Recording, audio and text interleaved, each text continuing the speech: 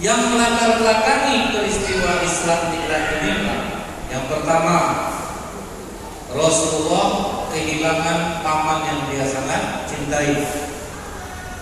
Abu Thalib turun dari umur 8 tahun Rasulullah sama dia.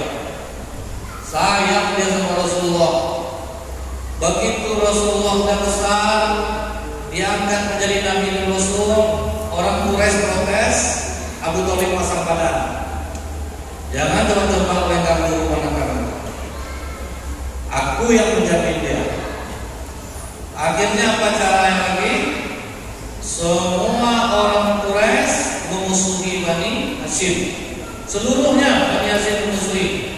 Tidak boleh berjual beli, tidak boleh berdagang, tidak boleh berjualan makanan kepada Bani Hashim. 3 tahun lamanya Abu Thalib yang belum Islam, dia rela kelaparan untuk Islam. Dia tidak Islam Pak, tapi dia rela kelaparan untuk Islam. Bayangkan dia pasang badan tubuhnya, dia tidak Islam, tapi dia membela Islam. Dia sayang kepada Rasulullah.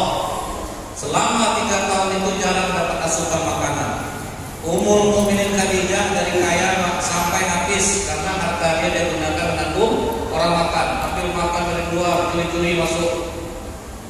Jadi Islam ini dulu besar karena penderitaan. Makanya kadang ya, para ulama itu bahagia mereka mendapatkan cobaan daripada kesenangan. Karena kalau kita diuji, kuat iman kita. Banyak orang lolos diuji dengan kemiskinan, tapi jarang lolos kalau dikasih kaya. Kalau miskin rata-rata kayak bapak di semua. Coba berduit, berkelakuan dia. Mulai nanti password-passwordnya apa. Jadi kadang-kadang bagus juga karena kita miskin Pak.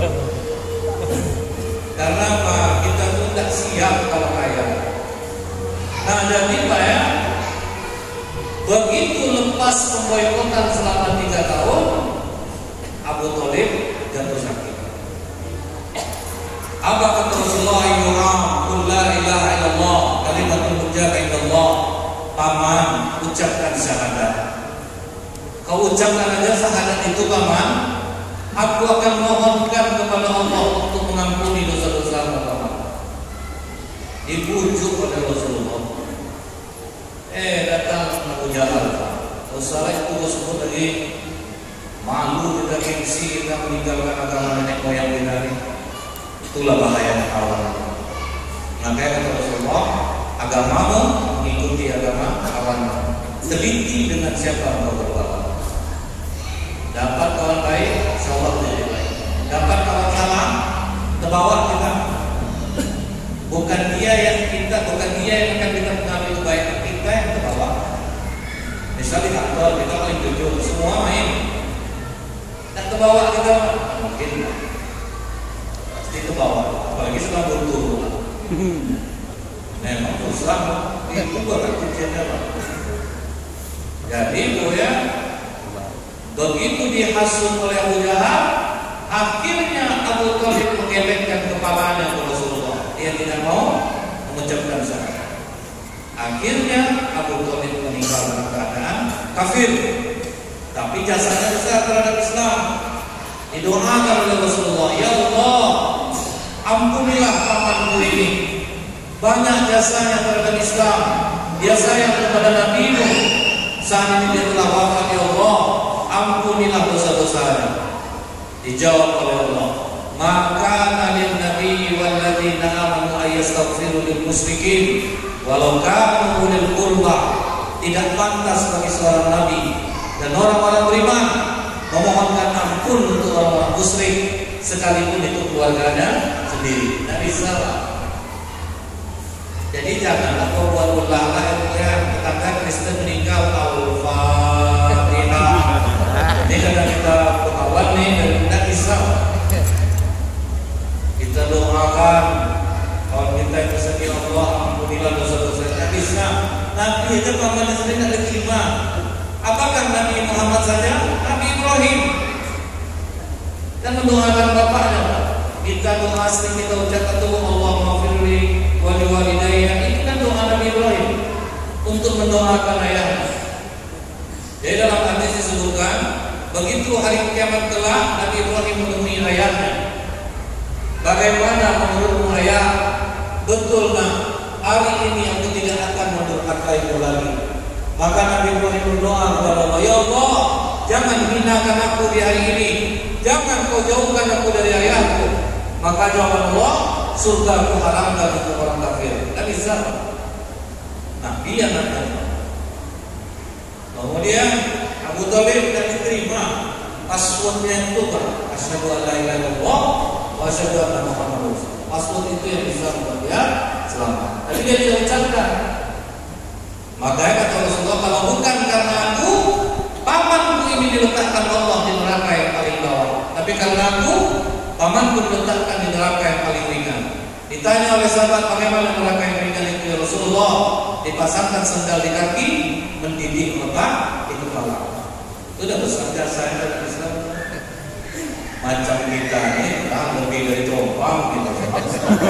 Apa-apa mungkin tidak sesuatu. Kita ini tidak akan ada yang selamatkan para dosa diterimanya. Dalam bentuknya kita ini macam berdosa. Orang beribadah aja bisa berdosa. Misalnya contohnya Abu bin Hisham, sholat jamaah 5 waktu, malam tahajud, baca Quran, zikir. Itu dalam kitab Mutasyafatul Qulub. Jadi malam itu Pak, dia bermimpi bertemu malaikat. Kemudian malaikat itu membawa buku tebal. Ditanya oleh Abu bin Hisham, buku apa yang di tanganmu itu? Ini buku untuk mencatat nama-nama hamba-hamba yang mencintai Allah. Saya yakin ya Pak, pasti ada nama aku di dalamnya. Maaf Abu bin Hisham, tidak ada nama aku. Alangkah celakanya aku, kata Abu bin Hisham. Setiap hari aku berjamaah ke masjid, baca Quran, zikir, malam tahajud, sakit pun aku tetap tahajud. Masa ada nama aku di golongan hamba pecinta Allah? Bukan kami tidak tahu Abu bin Hisham. Kau ke masjid, kami di situ. Kau baca Quran, kami di situ. Kau tahajud malam orang sedang tidur, kami di dekatmu. Cuma Allah melarang kami menuliskan namamu di dalam kitab ini. Apa salahku? Kau memang rajin beribadah, tapi kau suka memamerkan ibadahmu kepada manusia. Tahajud malam berpegang status. Jangan lupa tahajud. Ayat ketiga. Ini Bapak harus tersinggung nih Pak, harus tersinggung. Bapak cek IG saya, mereka saya pernah nggak saya tulis status yang ada itu? Belum ada. Karena saya takut ya kalau izin tidak terjadi. Kalau enggak Pak, pas kuat imam buat status soalnya. Kadang disuruhnya anaknya kamera, nanti videokan mama ya. Pas mama sedang sholat tahajud tuh, ya Allah mama udah 1 jam sholatnya, padahal baru 2 rakaat. Langsung upload. Puasa sunnah nanti di videonya sahurnya Pak. Alhamdulillah ya Allah atas rahmatmu sahur tuh pagi ini. Awalnya ikhlas, kalau komen ya Allah Pak luar biasa Pak abangnya. Baru tahu gua baru dari muda gua jadi lagi. Sombong. Kita yang udah sholat aja belum tentu aman, belum tentu aman.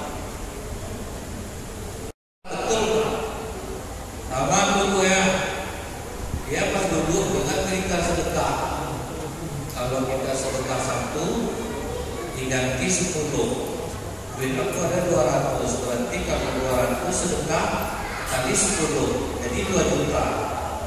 Ya kalau enggak pasti itu, enggak karena uang. Ayo udahlah aku tes aja lah uangnya 100, apa yang kata income macam tadi itu Pak? Tesnya 100. Ditunggu-tunggu ya Pak, udah 4 hari enggak ada di balas Allah. Pas sholat zuhur berdoa dia kepada Allah, ya Allah, tak usahlah babaikan 10 kali lipat lagi ya Allah. Modal aku jajan tolong pulangkan. Karena dia harapannya uang. Justru setelah dia berdoa bertambah kerjaan, bukan duit yang bertambah, kerja ke bapak. Kamu bawa bapak keluar kota tunggu di sana sampai pulang. Di jalan itu menutup-nutup dia, kurang ajar Ustaz, kena aku di pengajiannya. Aku udah menumpang untung 100, 200 mati ya kemarin. Ternyata Bu, begitu pulang dari luar kota, bosnya ngasih duit dalam amplop Pak. Nih kasih buat istri kamu. Karena hati sedang kesal, oh iya Pak, taruh di dashboard aja. Dashboard pulang, ya ternyata bosnya. Dia pulang ke rumah dan buka-buka amplop tuh. Sampai ke rumah dia ambilnya amplop tuh. Assalamualaikum, waalaikumsalam. Ini ada di salam untuk Anda. Kenapa Bang marah-marah nih? Dia aja capek nih, mandi dulu. Salah mandi. Sedang mandi, rambut bersampo-sampo, badan bersampo-sampo. Teriak istrinya dari luar. Bang, keluar cepat Bang, keluar. Masa rambut kok banyak sabunnya. Begitu dia matanya keluar dulu. Nampak dia teriak-teriak, ya Allah Bang, 1 juta dikasih bos sama Bang. Astagfirullahaladzim, betul ini, betul Bang itu Bang. Hilang di matanya itu doang. Habis hitungnya ternyata betul 1 juta. Apa kata suaminya? Astagfirullahaladzim, astagfirullahaladzim. Heran istrinya Bu. Abang kok tak ucap alhamdulillah, kok malah istighfar? Rupanya dua penyesalan dia. Kalau tahu tadi 1 juta, harus dipotongnya 500 lagi. Karena kalau udah sampai kan istri Pak ya minta lah. Itu penyesalan dia yang pertama. Penyesalan yang dia yang kedua, kalau tahu diganti Allah 10 kali lipat, kenapa tidak 200.000 tadi aku sedekah. Nah itulah banyak orang berharapnya itu dapat duit kalau dia sedekah di rumah. Maka banyak orang takut Bu. Rasulullah sudah katakan sedekah menyembuhkan penyakit. Kenapa kita banyak penyakit Pak? Kita pergi ke Mekah Bu, rumah sakit kosong Pak. Bapak umroh, ibu umroh, coba besok buktikan. Ada nggak orang yang beli di rumah sakit Mekah? Nggak akan ada. Bahkan Bu kita masuk, kita tinggal lihatkan aja paspor Pak, langsung dilayani tanpa antri, VIP. Saking nggak ada orang berobat. Kita tanya sama orang di sana, apa kalian tidak ada yang sakit? Ada. Kalau kami sakit, kami bersedekah lebih besar aja dari biasa. Itu obatnya. Karena Rasulullah ngomong seperti itu Pak, sembuhkan penyakitmu dengan sedekah. Ke mall tahan habis berjuta-jutaan, tak ada hitung-hitungan. Pergi kemana lagi Pak? Beli tas, beli gamis, beli baju, tak ada hitung-hitungan. Kami masuk kota infak, salah masuk lain menunya kan. Rencana ngisi 5.000, kita masuk 50. Aku nggak mau dalam kotak dulu. Tantangnya kotak dulu. Menyesal betul dia udah ngisi. Gimana mau sehat Pak?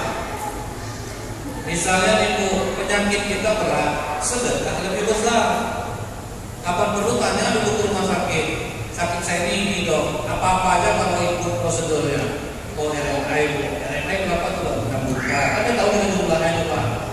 Terus suntik ini sekian juta, sekian juta. Enggak, include kan kali ini 10%. Anda besar tuh Pak. Kasih ke orang yang membutuhkan. Coba lihat keajaibannya. Apa mungkin Allah bohong? Apa mungkin Rasulullah bohong? Itu yang dipakai orang di Mekah, menyembuhkan penyakit pakai sedekah. Ini sakit diabetes akut Bu, sedekah 10.000 panjanglah doa. Kadang minta diumumkan tak dia Jumat loh. Ditanya anaknya, ada dengar tadi pengumuman di masjid, mama nyumbang 10.000. Betul butuh Pak. Gimana coba mau sembuh penyakit itu Pak? Jadi itu Bu, kita coba sekarang ini yang tidak Rasulullah. Orang kalau rajin sedekah baru dalam langsung panen. Coba Bapak lihat orang-orang yang sudah membuktikan keajaiban sedekah. Di Pekanbaru aja lah tuh. Masjid Abu Darda itu Pak, 1 orang yang bangun masjid tanpa kotak infak. Dia sendiri yang nanggung semuanya. Apakah berkurang harganya? Tidak. Malah memperoin orang lagi. Masjid An-Namirah, 1 orang yang bangun. Sekarang Bapak itu bangun lagi di Rimau Panjang.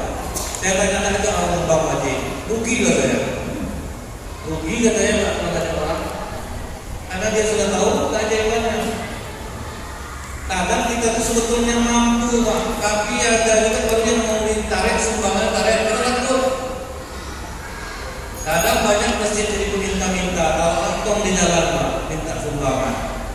Jadi pengemis masjidnya, dia mau bergaya, orang susah sebetulnya. Beribu gereja di Indonesia tidak ada nongkrong di jalan. Orang Islam yang banyak nongkrong di jalan. Kenapa? Salah satu tanda hari kiamat itu orang berlomba-lomba membangun masjid. Memang berlomba-lomba itu orang bangun masjid itu. Akhirnya siapapun pengurus masjid pasti rehab. Siapapun yang jadi pengurus rehab. Setelah nanti berganti pengurus lama hilang semua. Tidak ada lagi yang ke masjid. Itu yang sering terjadi. Bahkan sekarang pun peningkatan sound system ini kadang-kadang masjid apa sound system diarahkan keluar semua. Pokoknya siapa yang jadi imam pun kacau. Kadang berputar irama, rakaat pertama beda irama, rakaat kedua irama imam sebelah pindah. Irama imam ini pindah ke situ. Banyak kejadian di Pekanbaru itu. Masjid Abu Hanbal, di bawahnya Masjid Gunung Merah, di sebelah Gunung Merah Masjid Nurul Hidayah, di sebelah Nurul Hidayah Darul Lama, di sebelah Darul Lama Darul Falah, di atasnya Al-Budar. Itu kalau khatib Jumat macam berkelahi khatib Jumat sekeliling. Dulu beda-beda Pak. Laki-laki yang Muslim sunnah muakkad datang ke masjid salat berjamaah. Masjid Al-Budar bohong. Tidak pernah Allah mengajarkan hal yang seperti itu. Dia judulnya beda Pak. Pas saya ngambil mobil di parkiran, apa kata orang Kristen yang parkirin? Berkelahi katanya. Ya berkelahi kita yang macam berkelahi Pak. Ada judul beda-beda. Jadi macam berlomba-lomba jadinya. Nah, ini yang kita takutkan itu lah. Orang banyak untuk kebaikan ini berhitung. Tapi kalau untuk kebutuhan pribadinya beli pot bunga, beli bunga, itu lama.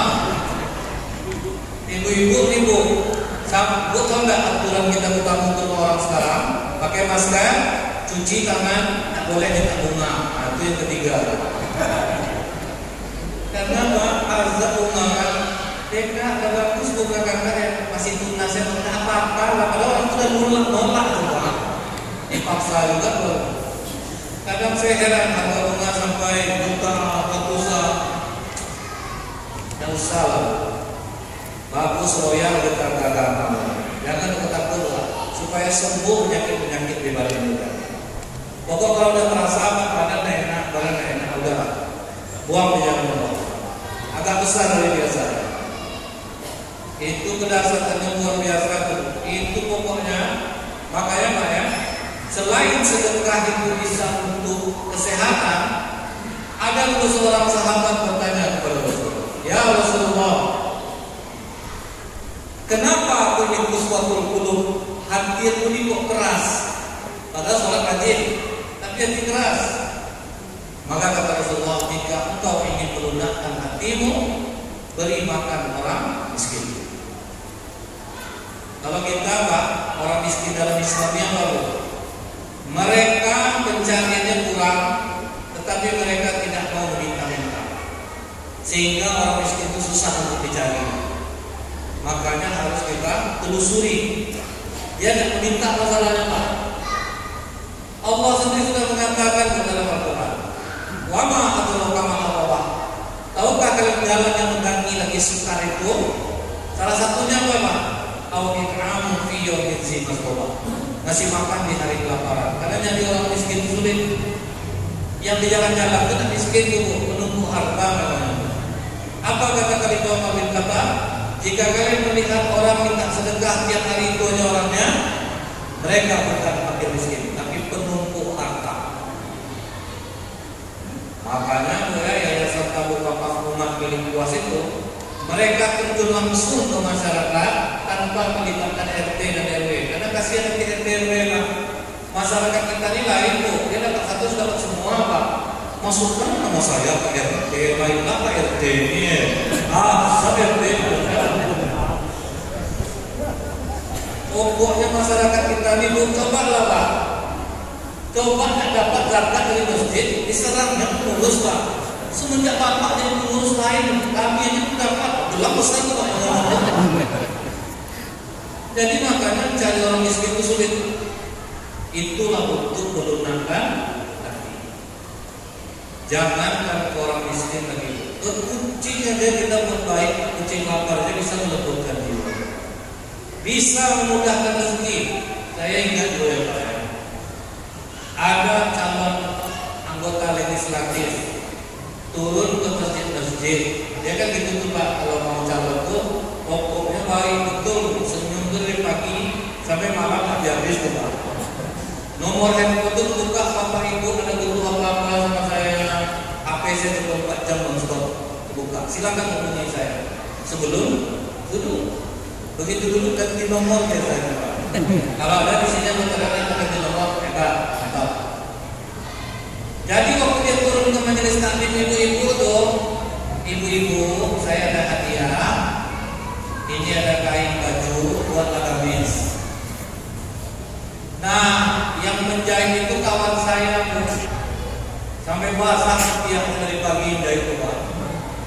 Rupanya anggota calon anggota legislatif tadi Pak, itu duduk Pak. Enggak duduk ya Bu. Itu duduk. Itu enggak dibayar ya Pak. Kasihan saya kawan saya. Cerita dia sama saya. Jadi saya bilang, mungkin ini jalannya saya hadir di sini nih Pak.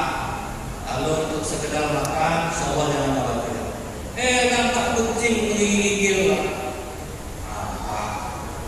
Ini bukan kebetulan nih. Kenapa dia mengarah kemari sebanyaknya rumah orang?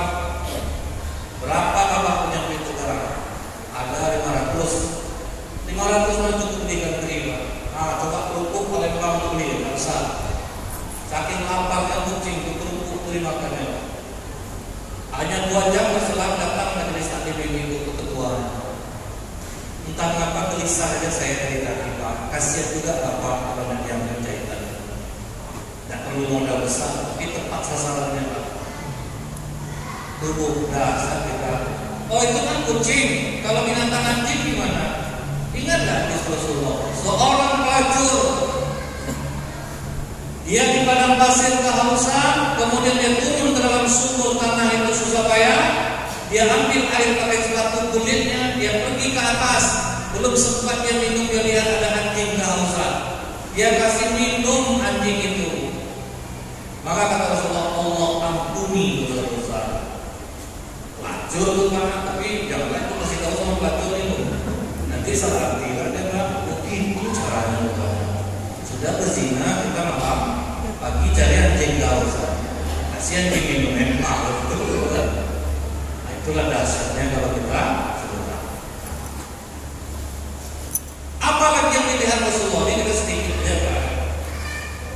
Ada bau yang sangat harum. Ini dalam kitab dan diriwayat. Bau yang sangat harum, kemudian Rasulullah bertanya, wahai Jibril, apa ini? Ini aroma kubur Masitoh dan anak-anak. Itu yang menguatkan hati Rasulullah. Tak perlu aku sedih. Ini lebih parah lagi kejadiannya. Masitoh itu dia ibadahnya pesoleh untuk keluarga istana. Dia bagian makeupnya lah, muanya. Waktu dia menyisir rambut anak Fir'aun yang perempuan, terjatuh sisir, terucap nama Allah. Anak perempuan Fir'aun nanya, siapa Allah itu? Allah itu yang menciptakan langit dan bumi, yang menciptakan segala isinya, termasuk ayat. Ayat itu Tuhan. Ayat kau ngaku Tuhan. Ayat kau Tuhan Tuhan. Akan buat bukan kau kepada ayat. Silahkan. Itu aslinya perempuan itu. Kuat. Perempuan itu sebetulnya tidak lemah. Cuma gara-gara sering buat status itu yang buat lemah. Ada masalah sedikit Pak buat di Facebook yang Allah kuatkanlah hamba ini. Kan nanti komen itu. Sakit kepala, sakit betul kepala ini. Sempat kawan ibu ada 200 orang kasih jempol kanker otak itu. Kan suka orang berarti itu kan kita sakit. Itu dia bahaya ya Pak. Jadi Bu, begitu diadukan kepada Fir'aun, masih tegas mengatakan, aku tidak pernah menyembah, akan kusiksa. Silakan. Rupanya bukan Wasito yang jadi sasaran awal Fir'aun. Haman panaskan kuali tembaga besar, didihkan minyak di dalamnya, angkat Wasito dan anak-anaknya, lemparkan anaknya ke satu untuk menggoyah iman Wasito. Tapi Wasito tegar. Dia pula yang memberikan kekuatan buat anak. Ditarik anaknya pertama. Bagaimana Wasito? Kau tidak mau menyembahku? Tidak. Majulah, jangan kau pandang ke belakang. Kita akan bersama di surga. Lemparkan anaknya pertama. Nampak menggelepar-gelepar, menangis Wasito memandangnya. Tetapi iman tidak boleh keluar. Ditarik anak yang kedua, ibu, jangan berteriak nak. Kita akan bersama di surga. Disemangatkannya anaknya Pak. Itulah susahnya dulu mempertahankan iman. Kalau sekarang lapang betul Pak, makanya lengah kita nih. Kita ini aman betul. Cobalah dikasih Allah levelnya aman, Pak, penuh masjidnya. Baru kita tahu betapa ingin dekat kepada Allah. Apakah nunggu Allah itu kan dulu di dalam kita isi masjid ini? Kan banyak seperti itu ya. Udah mau perang malah misalnya di Papua kemarin sempat ada terjadi singgungan. Baru ramai masjid Pak. Baru bangkit umat Islam. Kenapa harus nunggu itu dulu gitu? Kita dilengah, terlalu longgar. Nah kemudian tuh ditarik anak yang ketiga Pak. Ibu menangis masih itu ditahan hatinya. Bagaimana masih kau? Kau pandang anakmu? Silahkan lemparkan oleh kalian. Gelepar-gelepar. Tinggal satu lagi Bu, sedang menyusup.